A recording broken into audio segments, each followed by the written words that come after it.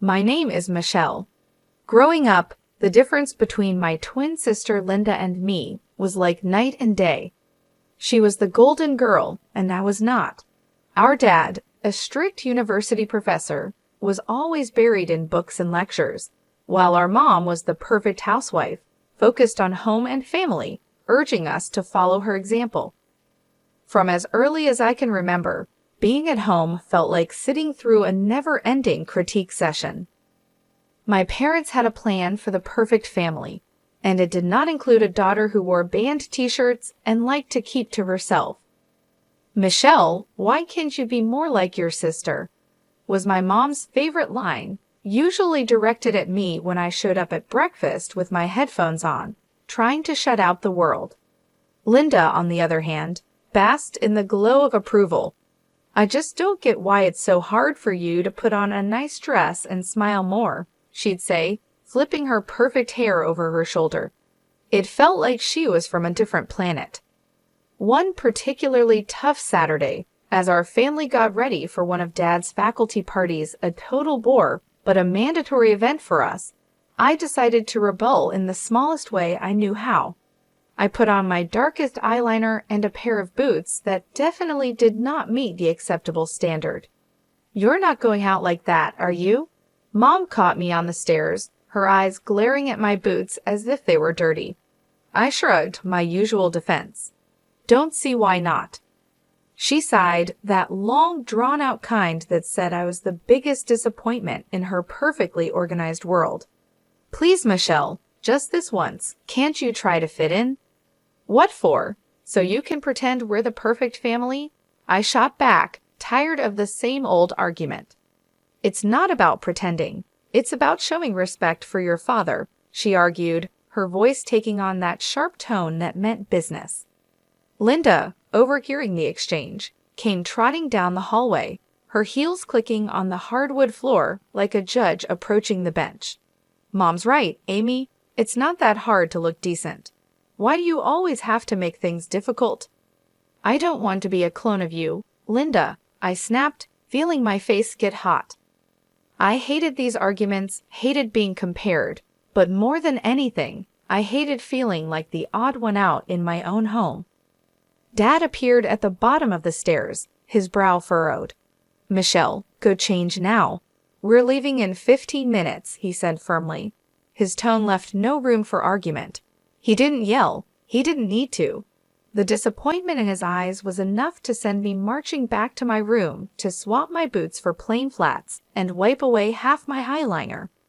As we drove to the party, the car was silent except for the classical music Dad insisted on playing because it was calming. I stared out the window, watching the trees blur past. In that moment, I promised myself that someday I'd live a life where no one could tell me what to wear, how to act, or who to be. Someday, I'd be free from these expectations. My room was the only corner of the house where I could pretend I was somewhere else, anywhere else. Unlike the rest of the house, which was filled with my parents' choices, my room was mine. It wasn't much, just 3 walls covered in sketches and music posters, but it was my escape from the reality of my family's expectations. One evening, as I was trying to lose myself in a playlist of my favorite bands, Dad knocked and marched into my room, his face set in a familiar frown. "Michelle, turn that noise down. And why haven't you studied with Linda today? You know you both have exams coming up," he said, his voice stern. I pulled out one earbud and looked up at him, trying to keep my voice calm. "I've been studying, just not with Linda. I learned better on my own." Dad shook his head, clearly not believing me. "You know the rules. Your sister gets good grades, and you should be doing the same. I don't see why you always have to make things difficult." "It's not about making things difficult," I said, feeling my frustration grow. "I just don't see why I have to do everything Linda's way. Can't I have my own way of studying?" He didn't respond to that, just switched to another complaint. "And those friends of yours, I saw you with them at the cafe yesterday. I don't think they're a good influence. You should be spending time with the daughters of my colleagues. They're more suitable." I felt my temper rising. "Suitable for what? For you? Because they talk about economics and pretend to enjoy those boring university gatherings. Before he could answer, Mom appeared at the doorway, her voice sharp. Michelle, your father is right. Those girls are from good families. They know how to behave. They're the kind of friends you should want. I stood up, facing both of them. What if I don't want friends who are picked for me? What if I want to choose my own friends, choose what I study, or even decide what I want to be? That's enough, Michelle, Mom said firmly. You know your future is with the university. Your father has made sure of that. And after you graduate, you'll need to start thinking about settling down. We've already discussed this. Settling down. The words felt like a prison sentence. You mean thinking about being someone's wife, like Linda? Is that all you think I've meant for? Mom's face softened a bit, but her voice stayed firm. We want what's best for you. Following the path we've set out will give you a good life. A good life, I repeated, the irony bitter in my mouth. Is it a good life if it's someone else's idea of good? No one answered. They didn't need to. We all knew there was no point in arguing. They had their plans, and they expected me to follow them, just like Linda. Linda and I were like two sides of the same coin, always together but never on the same page. At the university where Dad taught, the differences between us became even clearer. She was into business management, the golden child always nodding along in lectures and asking smart questions that made the professors smile. Me, I was stuck in the same program, but it felt like wearing the shoe on the wrong foot, awkward, uncomfortable, and just plain wrong. One afternoon, as I was struggling through a pile of textbooks in the library, Linda breezed in, her notes organized, her smile ready. Hey, Amy, you coming to the study group tonight? Professor Hall mentioned he might drop by. It could be good for us to show up, she said, her tone light but insistent. I glanced up, feeling the weight of her expectations. No, I don't think so. Those things aren't really my scene, you know. She frowned, putting her books down with a thud that matched her disapproval. It's not about it being your scene, Amy. It's about making the right impressions. You need to start taking this seriously. We're graduating soon. I shrugged and turned back to my notes. I am taking it seriously, just not in a way that makes me unhappy. Why should I pretend? Because, Amy, sometimes you have to play the game to get ahead, she said, waving at her neat textbooks and color-coded notes. It's not about liking it. It's about doing what's necessary. I shook my head and pushed my chair back with a scrape. Well, maybe I'm tired of doing what's necessary according to everyone else. Did you ever think of that? Her voice softened, but her eyes were still firm. Amy, I'm just trying to help you. Dad won't always be around to fix things. What will you do if you keep pushing everyone away? Maybe I'll figure it out on my own. Maybe I don't need to follow Dad's path or yours, I replied, feeling a surge of defiance. Linda sighed, clearly frustrated. You're so stubborn. Just try, okay. For me, if not for yourself, show up tonight and talk to Professor Hall. It won't kill you. I looked at her, really looked, and saw not just my perfect sister, but someone who cared in her own way. Fine, I'll think about it. I conceded, not ready to promise more. Thank you, she said, her smile returning. It's not that bad, you know. You might even like it if you gave it a chance. Doubt it, I muttered, but I knew I had lost this round. For Linda, I'd show up, sit through another boring discussion, and not at the right times. It was just a few hours. How bad could it be? As it turned out, not as bad as I thought. Professor Hall was surprisingly interesting when he wasn't lecturing from a podium. I even asked a question, which earned a shocked but pleased look from Linda. Later, as we walked back to our dorm, Linda nudged me. See, not so terrible, right? That fragile piece didn't last long. In our final year, Linda introduced us to her fiancé, a lawyer 12 years older, already well established and exactly what our parents dreamed of. Mom and Dad were thrilled, praising Linda for making such a smart choice. Then they turned their hopeful eyes on me. "Now, Michelle, it's your turn to find someone suitable," Dad said one evening over dinner, his tone implying my time was running out.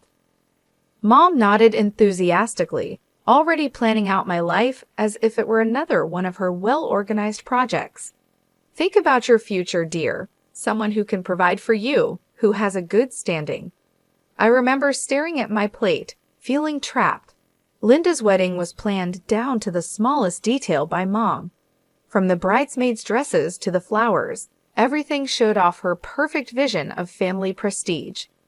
After the wedding, Mom often visited Linda, giving advice and making sure Linda's life went exactly as she had planned.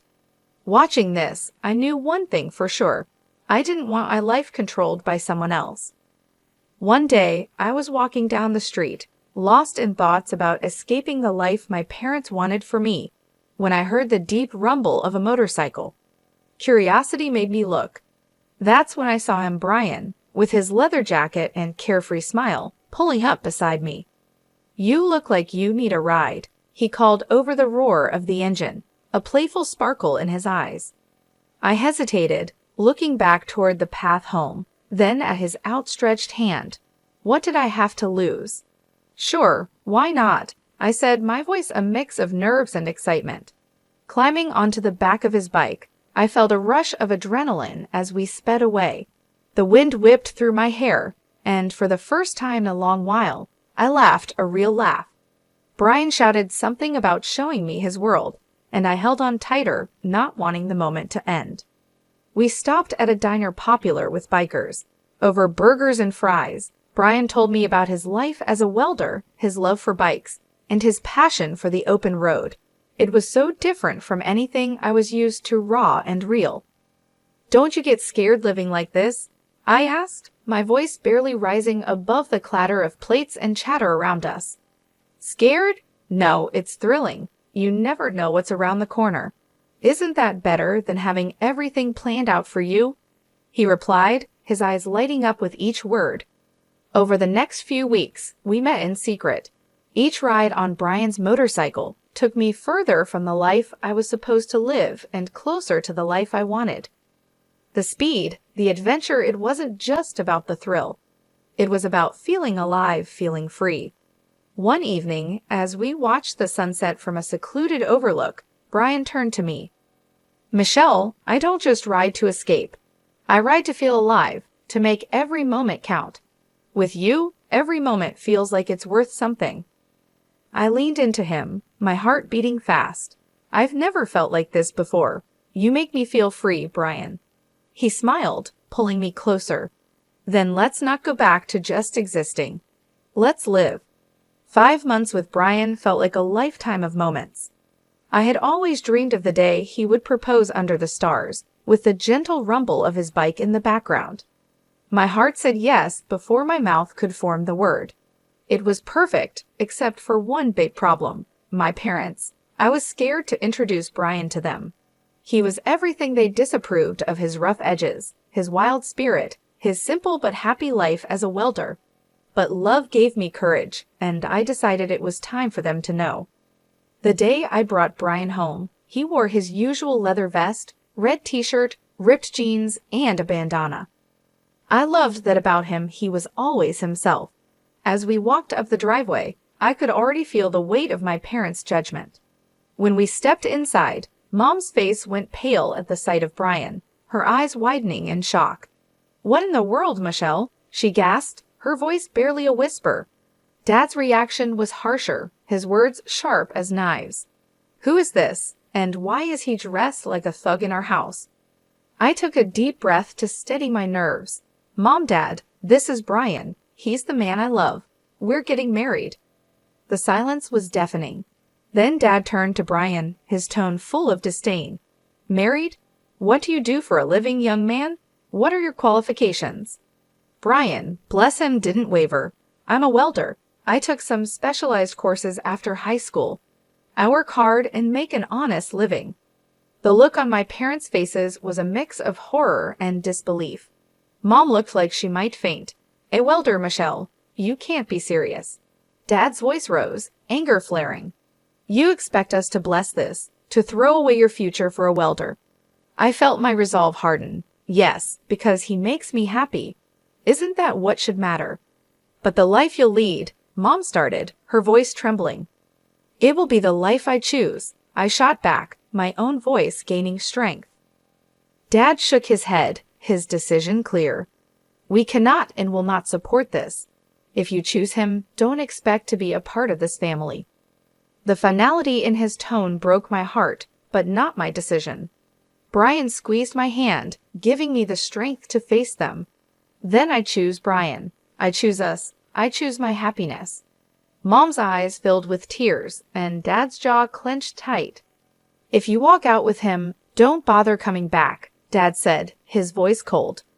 Walking away from my parents' house with Brian, my heart was a mess of emotions: pain, relief, excitement, and fear all mixed into one. The night air felt different, like each breath was a new beginning. I took a step further into a new life. We rode in silence for a while, the steady roar of the motorcycle beneath us. When we finally stopped at a small diner on the edge of town, Brian turned to me with a serious look. "Are you sure about this, Michelle? I mean, really sure? There's no going back after tonight," he said, his eyes searching mine for any sign of doubt. I nodded, squeezing his hand tightly. "I've never been more sure of anything. Being with you feels right. It feels like what I'm meant to do." He smiled, that reckless, charming smile that had won me over the first day we met. "All right then, let's do it. Let's start our life together." Inside the diner, we found a quiet booth in the corner. The waitress brought us 2 coffees without asking, and we sat there planning our next steps. "So what's first?" I asked, stirring cream into my coffee and watching it swirl. "We'll need to find a place to stay, at least for a while, and maybe look for jobs. I have some buddies who can help us get started," Brian replied, sounding practical but hopeful. "It's going to be tough, isn't it?" I said, more as a statement than a question. The reality of what we were doing was starting to sink in. Brian reached across the table and covered my hand with his. "It might be, but we'll handle it together. Tough is nothing new for either of us, right?" I couldn't help but laugh, a short, genuine burst of amusement. Right, together. We spent hours in that diner talking and planning. Every so often, Brian would mention an idea that sounded so wild and free that it made my heart jump. "And maybe one day, we'll save enough to take that road trip across the country. Just you, me, and the open road." "I like that," I said, allowing myself to dream bigger than I ever had. Riding back into the city, we began our search. The next few weeks were a blur of activity. We found a small apartment on the edge of town. It wasn't fancy, but it was ours. Brian found work at a local garage, and I picked up shifts at a nearby diner. Life was hard, but it was ours. We made do with what we had, and every night when we came home to each other, it felt like we had everything. Months later, we decided it was time to make it official and got married in a small, intimate ceremony. I held onto a small hope that my family would show up, that they would see how happy I was and let go of their prejudices. But the chairs we had reserved for them stayed empty, and no congratulatory messages came. Despite the sting of their absence, the day was perfect because it was ours. Over time, I grew very close to Brian's mom. She welcomed me with open arms, calling me her daughter and filling in the gaps left by my own family. Her warmth and acceptance helped heal some of the wounds left by my parents' rejection. Things finally started looking up for Brian and me.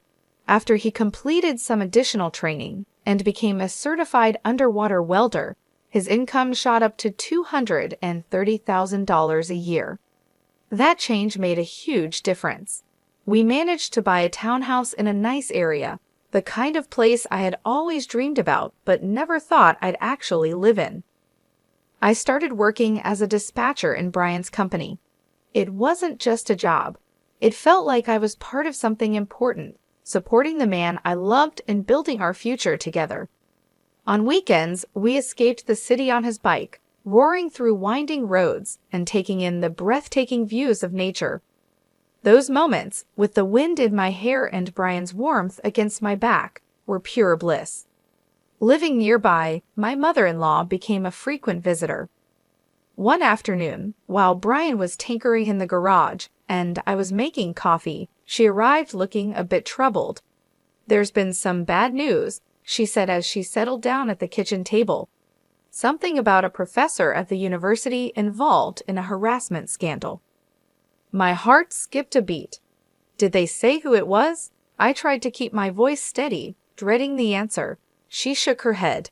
"No, they didn't mention a name on the radio, but you know how these things go. It's probably all over the TV by now." Nodding, I turned on the television and tuned into the news. Sure enough, there was a report on the scandal. As I had feared, my father's face appeared on the screen. The anchor detailed the accusations against him, and I felt a cold wave of disbelief wash over me. Turning off the TV, I sat down heavily, trying to process the news. Brian came in, wiping his hands on a rag, and saw my face. "What's wrong, babe?" he asked, his brow furrowed in concern. I swallowed hard, my voice barely a whisper. "It's my dad. He's been accused of harassing a student." Brian's expression grew serious for a moment before he came over and took my hand. "I'm sorry, Michelle. That's tough news. How do you want to handle this?" I shook my head, feeling unsure about everything. "I don't know. I mean, what can I even do? We're not close anymore." He squeezed my hand, showing he understood. "Whatever you need, I'm here for you. We don't have to figure it all out right now." I decided to wait and see how things unfolded before making any moves.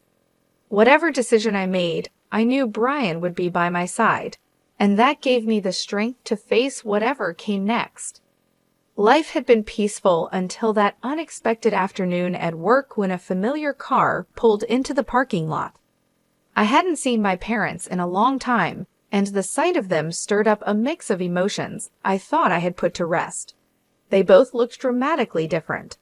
The scandal had taken its toll. Mom had lost a lot of weight and looked much older, while Dad seemed broken, a shadow of the stern man he once was. My mother saw me and rushed over, arms open as if nothing had happened, as if years of distance and disapproval could be erased in an instant. But I couldn't embrace her, not now. Instead, I stepped back and took Brian's hand, drawing strength from his presence. "Michelle, it was so hard to find you," Mom said, her voice cracking with emotion. Dad, always the blunt one, got straight to the point. His voice was harsh and bitter. "I was accused unfairly, you know. I went to your sister's husband for help, but that leech wanted a fortune. Your sister sided with him, and now they've kicked us out. We need your help." I stared at them, disbelief and anger swirling inside me. "Help? After all these years, you show up and demand help." "We have nowhere else to go," Mom said desperately. "They've disowned us too. We thought maybe we could stay with you." I almost laughed at the absurdity. Stay with me? After you disowned me, you made it clear I wasn't your daughter anymore. Dad's face turned red, his old temper flaring up. "You owe us, Michelle, after all we've done for you." "That's where you're wrong," I replied, feeling a newfound resolve. I cut them off, feeling Brian squeeze my hand for support. "I don't owe you anything. You threw me out because I chose my happiness over your demands. And now you want to just move in and act like we're a family again?" The situation was spiraling out of control, and I could see people watching, a small crowd beginning to form. Mom started to cry, her sobs loud and drawing even more attention. "You're being ungrateful after everything we've done for you," she accused through her tears. I took a deep breath, my decision clear. "No, Mom, I'm not ungrateful. I'm free and happy. You made your choices, and now you have to live with them." As we walked away, I heard my dad yelling, but Brian leaned over and quietly told the security team, "Don't let them come here again." The following months flew by, filled with love and peace. We welcomed a son, a new beginning for our growing family. My parents never came back. That day in the parking lot was the last time I saw them. While part of me grieved for what could have been, I knew I had made the right choice for myself and for my family.